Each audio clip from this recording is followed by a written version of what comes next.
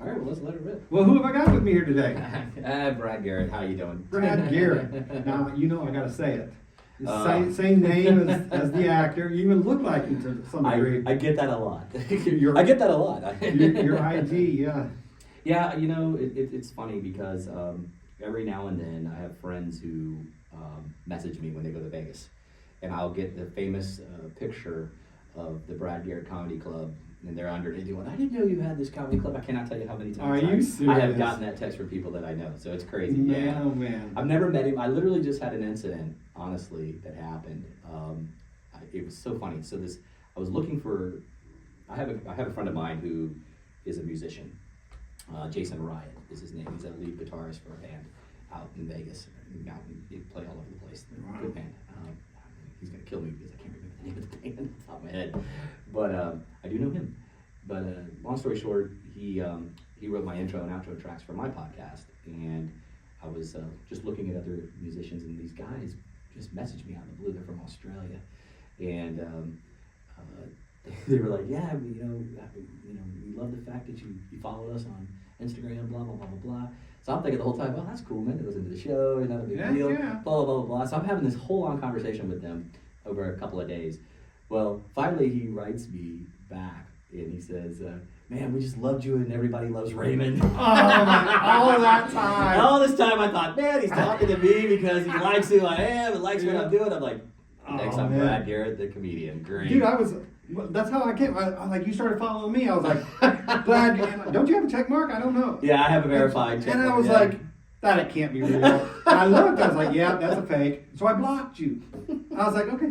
And then I have a couple of accounts. Just about like 80% of the women on Instagram. No, I'm just kidding. And I was like, so then you popped up again on another account. I was like, come on now, somebody's just playing with me. And I looked again, I was like, Lakeland, Florida. I was like, uh-oh. So I unblocked you, and then we started chit-chatting back. Right. I was like, dude, he's got the same name, even looks like it. And I was like, man, oh man. I'm just a lot shorter, chubbier, around the same age, I guess. Probably funny. Yeah. No, he's probably more funny than him. He landed a job in Hollywood, so he's got to be more funny, and he has his own comedy club. So. Oh, he does? Okay. Yeah. So, hey, works for me. You never know. Yeah, you never know. Do you like comedy? I love comedy, but I love old school comedy. And the problem I have with comedy today is that I feel like powers to be, I'll just be nice and say that they have taken the voice away from comedians to let them just talk how we really think. That's right. You have to hold we don't back, say reserve. we don't think, or we don't say what we think anymore. And I think that's a problem with comedy, is they're not really able to say what they think. There's a few comedians that get away with it. Bill Burr, who I absolutely love. Yeah. But you're not going to see the Eddie Murphys.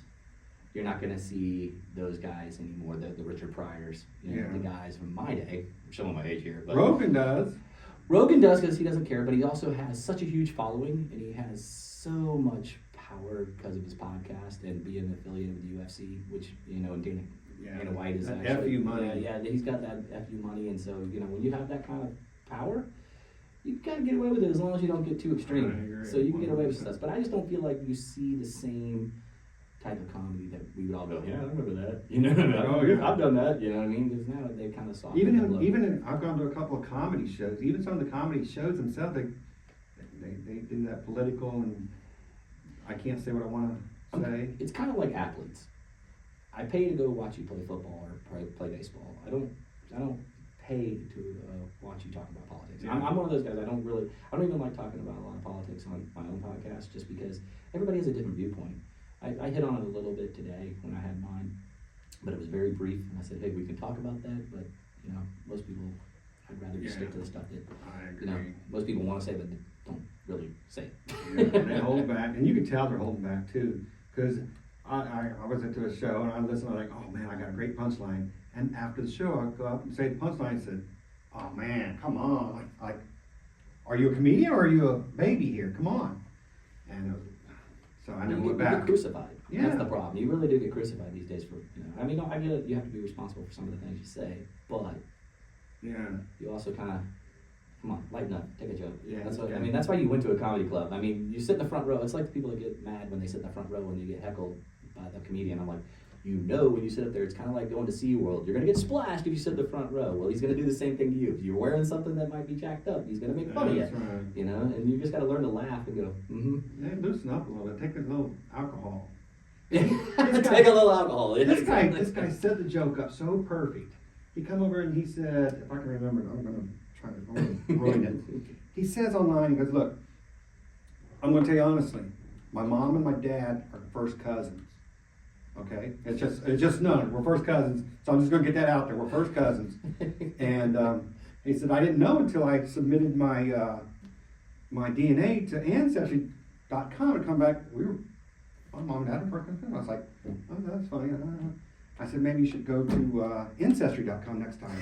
You know, and he took offense to it. I was like, what are you talking about, dude? I couldn't believe it. That's hilarious. I couldn't believe it. I'm like, Ancestry.com is next time it is, yeah. Well, he didn't like it. My real question would have been like, hey, you grew up in Polk County then, huh? Yeah, I should have. If I was, it hit me. Yeah. We were in the Polk Theater, by the way. Exactly. There you go. I hear you on that one. Yeah. So where are you originally from? You know, I was born in St. Louis, Missouri, and then I moved to Florida. I've been here since about 2 years of age, and I've lived all over. I lived in Altamont Springs, grew up mostly in West Melbourne, Cocoa Beach area, Okay. and then moved to Lakeland probably when I was, I want to say, about 12, I would say, and I've been here ever since. Oh, I wish I could say the same thing, man. I love this place, man. But I grew up in Cincinnati area. Ah. Come down here. Been through there a couple times. Have you? Yeah. Yeah, I like Ohio. It wasn't bad. It wasn't horrible. I mean, it's just like Lakeland, if you ask me. Mm-hmm. Absolutely. Yeah, and Especially those rural areas. I mean, you start getting south of Toledo, and you start driving down near Lima and oh yeah, Lima was in our and Findlay and all that down there. I mean, there's nothing but farmland out there and little folk towns. I'll tell you, it kind of reminds me of like how Mulberry used to be.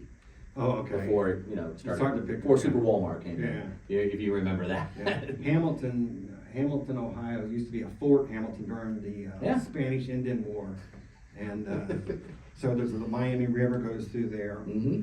And so I joined the Army. I got out of the Army. My mom and dad transferred down here to Tampa, and I said, "There's nothing in Florida or in Ohio for me. I'm going to try Florida. Girls and beaches." So I You're right. Yeah, I'm going. Yeah, Bikinis and sunshine. Yeah, that's right. I went to school for a while, and I met my wife, and quit school, started the family thing, and I love it, man. I absolutely love it. I just can't claim that I'm from here.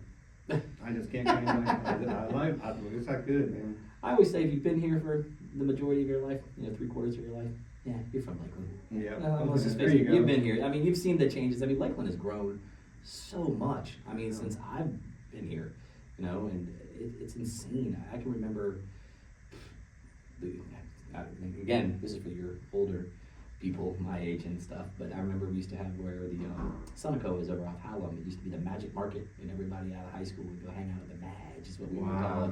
Yeah, that's how old I am, but I remember just when Imperial Lakes was the only thing out there, off Shepherd, even through that area. Yeah, that's way. My wife tells me, because she's from Plant City, Mm-hmm. she told me that they used to come over here to Memorial Boulevard. The church in the mall used to be the mall and everything. Yes, it used to be the Lakeland Square Mall. Yeah, it was crazy, and it used to be busy. It used to be real busy. I mean, that side of town just kind of went downhill, because the original Red Lobster. Yeah. The first one. Yeah, I live right by that. Parker. Yeah. And then so that was there, and then there was the Foxfire. I think it was like the high-end restaurant in Lakeland. It was right across the street.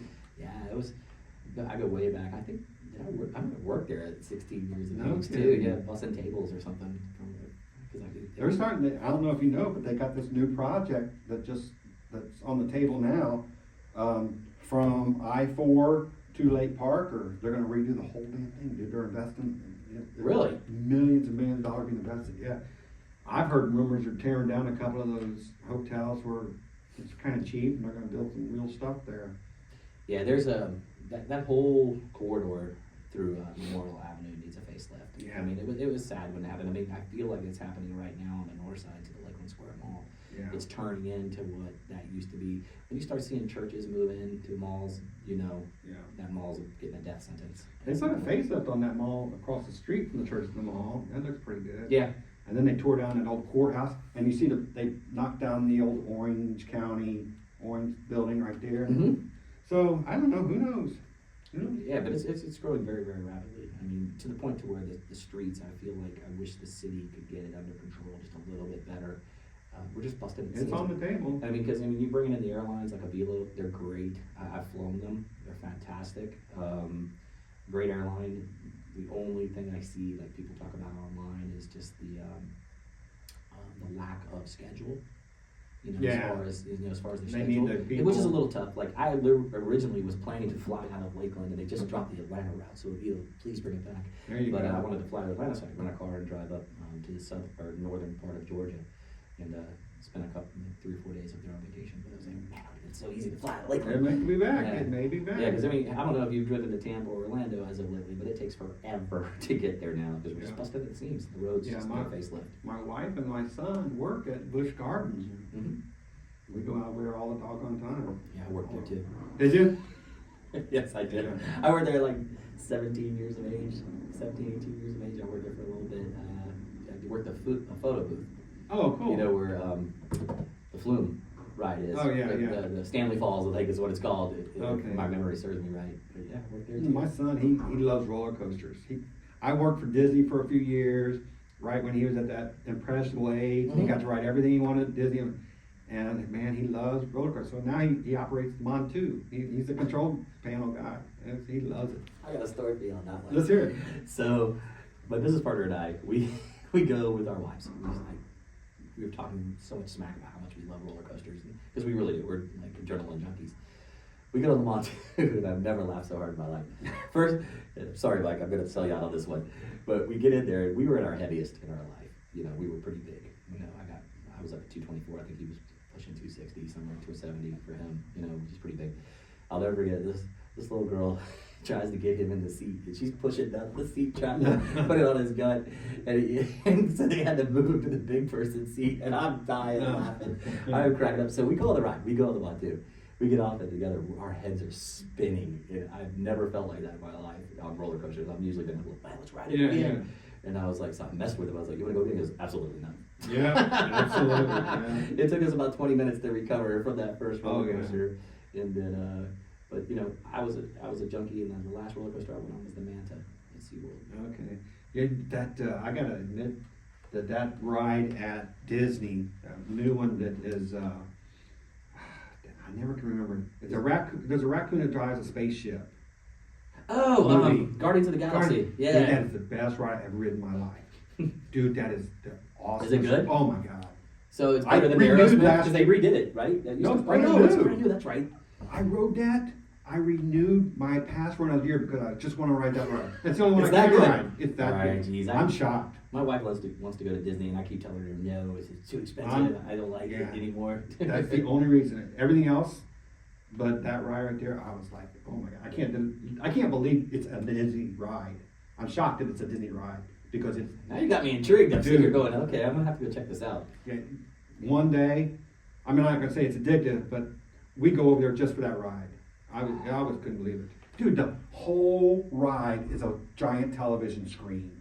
The whole ride is a television. It's indoor, like Space Mountain, except it's smooth.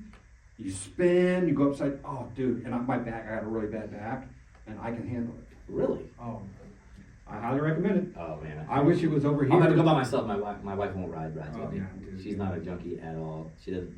It's smooth, and I got a bad back, and it won't hurt you. It won't do nothing. I'll have to check it out. So, tell me more about your podcast. You've got a podcast. What's the name of it? How can people subscribe and tell us about it? Well, I'll give you a little bit of a quick backstory. Sure. But my business partner and I, we decided we wanted to do a podcast 2 years ago, and so we came up with.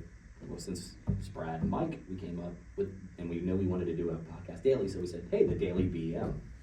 There you go. So you put to it had a nice innuendo in there, like people always think we're talking about bowel movements. Yeah. But we always say we are talking, there you go. Poop. Yeah. We are talking poop, and every day. So, but it's really the Daily Brad and Mike is what it really stands for, but everybody took it that way. So it took off, and we did it for about 2 years. Our co-host, Eric Collins, who used to do work for 102.5 The Phone out of Tampa, he passed away just last January. So we tried to do it for an extra year. it was fine, it was great, but it was becoming such a heavy load doing daily content. I can imagine. Almost like a news source. So it's, I mean, you run out of things to talk about at some point. Even though I'm a heavy talker, you still run out of things to talk about. So then we stopped. We stopped back in January of this year. Well, then I kind of got the itch, and Mike gave me his blessing because I kind of felt weird. I kind of felt awkward about doing it without him, And he's the one that brought it up and said, "Yeah, you should really do it and get back into it again." He goes, "It might take you a little bit of time, but you'll be fine." So then I said, "All right." So I was sitting there just talking to ChatGPT.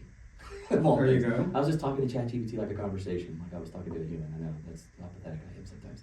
And so how was the response? The response was great. So I said, "Hey, listen." So I finally said, "Listen, I'm thinking about doing a podcast. This is where I'm at. Blah blah blah blah." It's like, "Hey, that's a great idea." And he's telling me, I said, "Can you give me some ideas? Just using my name."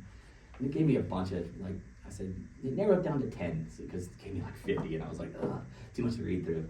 And one of them was the Brad Garrett Effect, because I said one more prompt I put in there. I was like, I kind of want to make it like the Joe Rogan Experience, but don't want to be a copycat.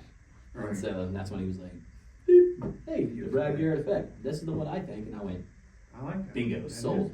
So I started that. I'm about 4 episodes in. So far, I've brought on just local podcasters, from around. But I plan on branching out and reaching out to more people in every industry. From it could be, local news anchors to anyone and everyone. So the topic is just whatever. It's whatever I decide that I feel like needs to be talked to. Sometimes I try to follow those trends that are happening. Like I talked about the Blue Origin flight, with Katy Perry. Oh, and the rest yeah, of them. I yeah. talked about that a little bit. We talked about space travel. Today's episode, we talked about college tuition, things of that nature, the rising costs of college tuition, and then we talked about, movies and stuff like that. Okay. And TV shows that are gone that we would still love to see. A lot of entertainment. Yeah, just a lot of entertainment, but a lot of it, like a lot of new trending events too that we like to try to talk about that happened maybe the week prior and or just like over the weekend.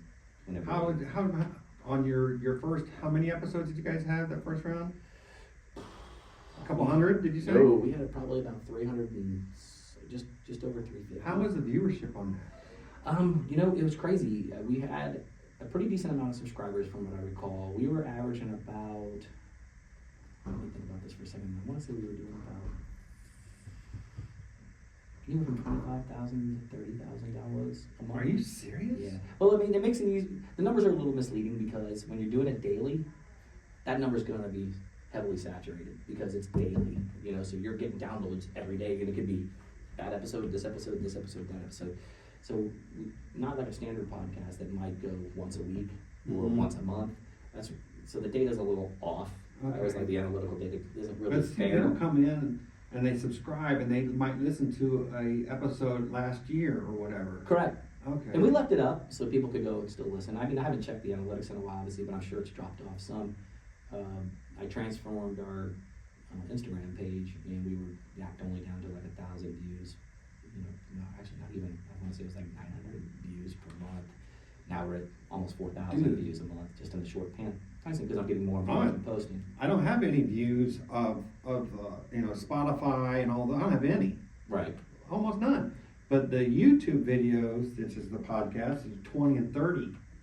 So I can't imagine a couple hundred being disappointing. I'd be thrilled. Yeah, I mean, it's fun. The one thing is I think with our podcast, it's set aside, is that we talked about everything and anything. So people just didn't know what the hell we were going to talk about that particular day.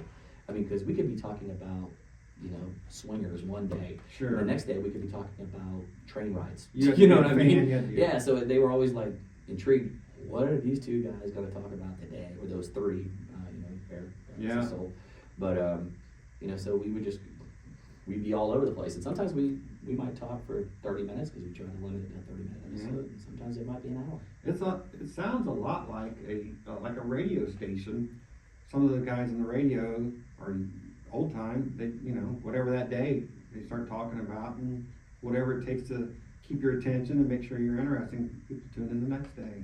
In the back of my mind, I always wanted to do radio. I thought it would be fun to do it. I never really went after it. I mean, like, for instance, like Eric and Mike from 98.3 Max. I talked to them a few times, play golf with them, stuff like that. Oh, wow. But Eric actually came on my show even back before then, back in 2009, when he was over here at All Communications.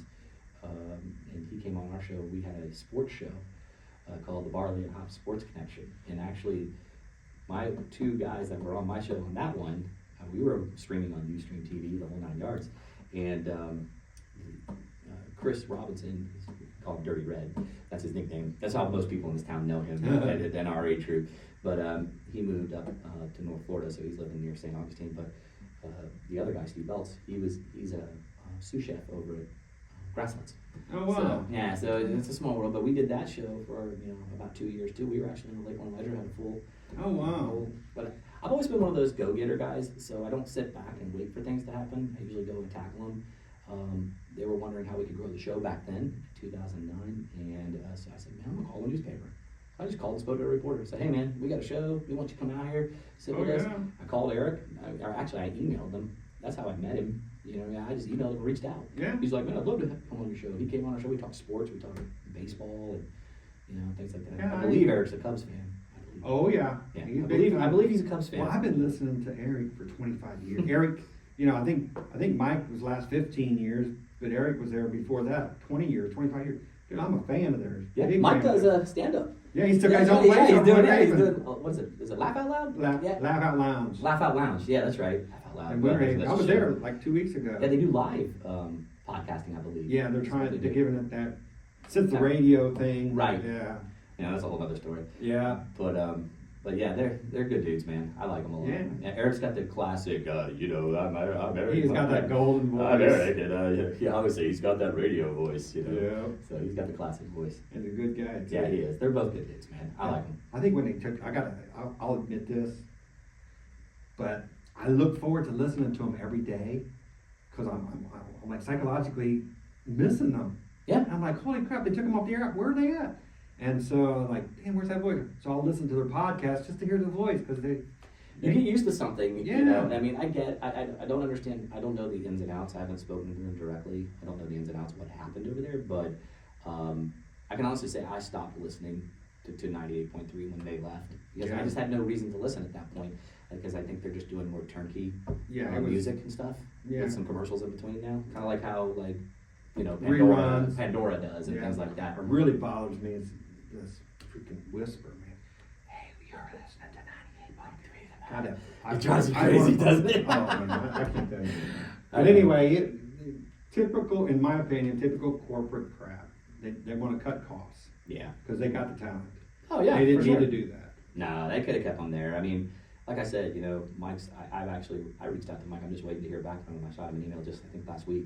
I know he's busy too, but I was like, hey man, I'd like to have you come on my show. I was like, it'd be great just for him and I just to cut up together and have some laughs, because it's been a while. We got some catching up to do. Absolutely. Yeah. Mm-hmm. Well, that is cool, dude. And how long do your episodes usually last? I aim for 30 minutes. I mean, I try to get to the point, have a quick show. The thing is that I've realized, because I know I am this way, is the attention span of people has kind of shrunk, especially online. I think the average person's attention span is 1 second. Like 1 second. I heard 3 seconds. Mm-hmm. It's gotten worse. It's if you don't grab their attention to stop the scroll right then and there. I'll admit to. Yeah, they're gonna go like this. Yeah. There's just so much content out there today that they're gonna flip right by. So you better have something different and original, or something that you're targeting to, That's definitely right. that they're interested in, or else they're just gonna keep. I think these social media companies, Instagram, TikTok, they must have these counters of milliseconds. How many seconds did someone stay and look at this video? Because I don't do it for but 1 or 2 seconds. It's like, and then they average out how long attention did you keep. It's got to be in milliseconds, like thousands of a second. Because I don't stay there long at all. It's so fast that I don't think you can even fathom it. The algorithm is smarter than everybody in this whole entire town put together. I mean, it really truly is. It's super intelligent. That's annoying sometimes too. I get on this subject, get off this subject. I don't want this subject. I'll close it out, try to start again. Same subject comes up. Well, you have things like Google, and then they all share data together. So when you go search something on Google, boom, it's going to be on Meta next, because everybody has all these data points around them.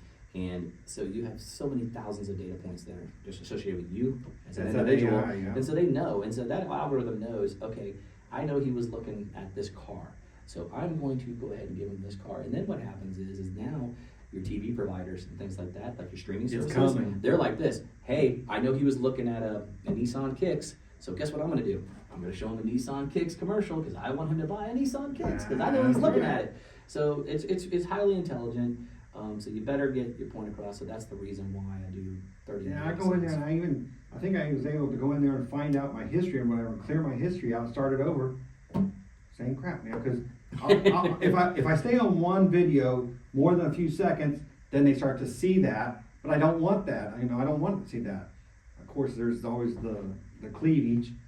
Okay. And then it'll show back up again. Yeah, you start getting things you shouldn't be getting, and you're going, I don't know where that's coming from. Hey, hon, that wasn't me. Hey, That's the cat. Newsflash, that's when you start searching like cats on a chair. You know what I mean? And then all of a sudden it starts showing you kitty cats, and you're like, oh, good.